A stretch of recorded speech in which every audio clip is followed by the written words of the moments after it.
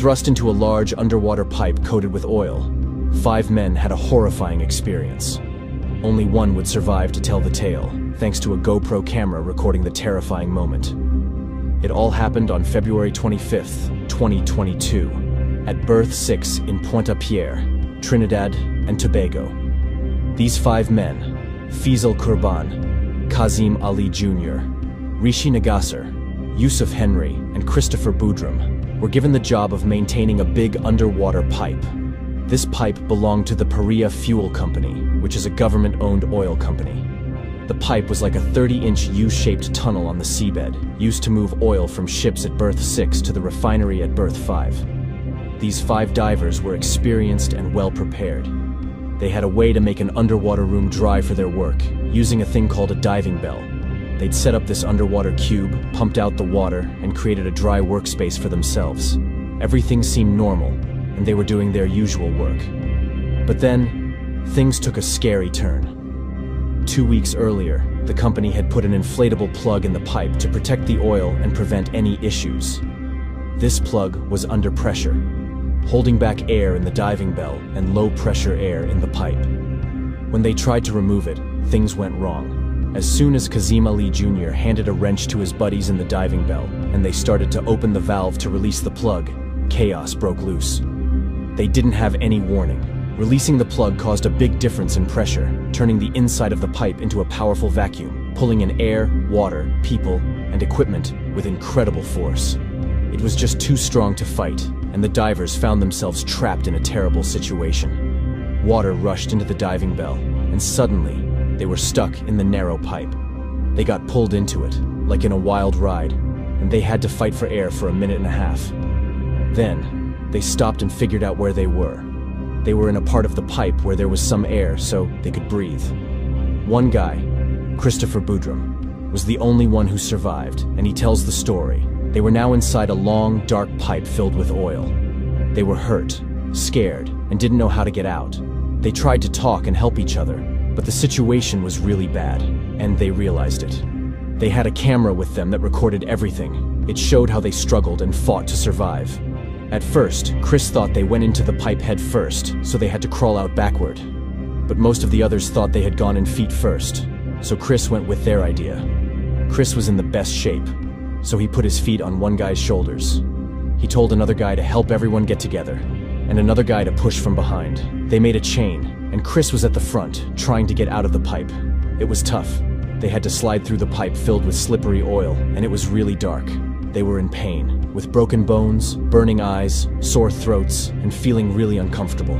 Their progress was slow, and they couldn't see the end. They prayed, and kept going. But the water was rising as they moved. Chris saw that some of the guys were struggling to breathe and had gotten hurt. Others were stuck and couldn't move. As Chris went on, he saw that the next part of the pipe was entirely underwater. They had only 2 oxygen tanks for 5 people, and it was too risky to go on together. Chris had to make a very tough decision. Christopher had no choice but to continue alone to seek help for everyone. He explained the situation to the others, and they agreed it was the only chance they had. Chris received one of the oxygen tanks, and he promised he would go for help and come back for them. It was hard for them to say goodbye, but they knew it was their best hope. Kazim didn't want Chris to leave and even held on to Chris's foot, but he had to let go. Chris couldn't stay, and he swam away. Still unsure if he was going in the right direction and how much air was left in his tank, Chris swam through the underwater part with the tank in front of him. He hoped he would find another air pocket soon. The entire pipe had flooded sections, and some had air pockets. Chris fought his way through the water, realizing his oxygen was running out based on the quality of the air he was breathing. With his diving skills in full gear, he took the last breath from his tank just as it ran out. By luck, his tank bumped into another metal object in front of him. It turned out to be another oxygen tank. He quickly looked for the new tank's breathing device. After fumbling in the darkness, he finally found it, but it was missing a mouthpiece. So, he pushed the whole thing into his mouth. It felt like drinking old, greasy motor oil from a car engine. His mouth was covered in oily muck, but it let him breathe, and that's what mattered. Chris knew he couldn't stop and continued with all his strength. He didn't know how long he could keep going or how his friends were doing back where he left them. As he struggled through the pipe, he finally found another pocket of air. But deep down, he knew his only way out was to return to where they had started. He was determined, but in the dark, with no sense of direction, and his air running low, he wondered how much more he could take. His eyes and throat were burning, his body ached, and he clawed his way through the wet pipeline. Unfortunately, this part of the pipe was halfway filled with water. Chris found another air tank and reached the last flooded section before the starting point. It was then that he heard Faisal calling his name. Faisal had followed Chris, and he asked Chris to wait before going further. But Chris knew they couldn't wait any longer. They had been inside the pipe for too long, and time was running out. Chris had to move on without Faisal. He made sure Faisal had an oxygen tank and then took the plunge into the water. He continued until he reached a bend in the pipe, hoping it would lead him to safety. This was a critical moment. Chris had to decide if this was berth 5, which had a plug and no way out, or if it was berth 6, where they had come from. With one last burst of determination, he kicked off towards the riser. As Chris swam on, he realized how tired he was, but he was determined to make it out and save his crew. The oil was stinging his eyes, and the effort was making his body heavy, but he eventually reached the top of the pipe. However, the ordeal was far from over. Chris told the medical staff everything he knew about the other men and their position. Sadly, the rest of the LMCS team had a hard time believing his story. They thought the pipe was filled with oil, and that the oxygen tanks would only last for about an hour.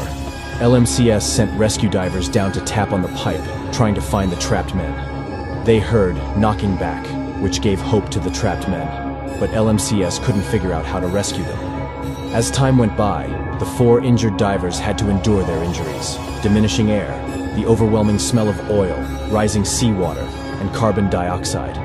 Although it seemed like Paria Trading Company and LMCS would eventually save them, no rescue came. The 4 men realized that they were on their own, intensifying their fear. Days after the incident began, the company finally recovered the bodies of the 4 remaining men. They performed autopsies, but no one could agree on when each man had passed away. Officials determined that they survived until Saturday, but there were speculations that one might have held on until Monday. To uncover the full story behind the Paria diving tragedy, officials in Trinidad and Tobago initiated an inquiry commission to investigate the circumstances. Christopher Boudrum bravely testified before the commission, recounting the harrowing events.